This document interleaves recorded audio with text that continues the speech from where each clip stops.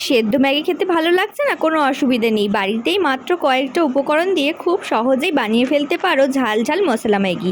কি করে বানাবে তার জন্য অবশ্যই আজকের ভিডিওটা পুরোটা দেখতে হবে।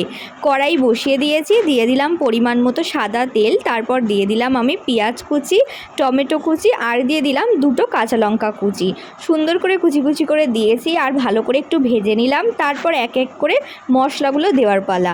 দিয়ে দিচ্ছি কাশ্মীরি লঙ্কা গুঁড়ো, তারপর দিলাম গোটা গোলমরিচ গুঁড়ো, তোমরা গুঁড়ো করেও দিতে পারো বা প্যাকেটেরও দিতে পারো। তারপর দিয়ে দিলাম ম্যাগি মশলাটা আর দিয়ে দিলাম পরিমাণ মতো নুন।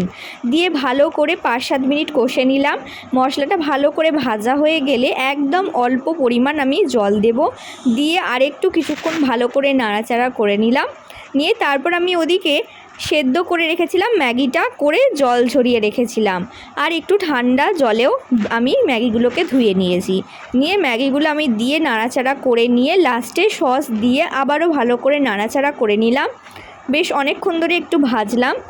খুব টেস্টি হয় এই রেসিপিটা, অবশ্যই বাড়িতে একবার বানিয়ে দেখতে পারো। ব্যাস, এরপর আমি নামিয়ে এটা সার্ভ করব।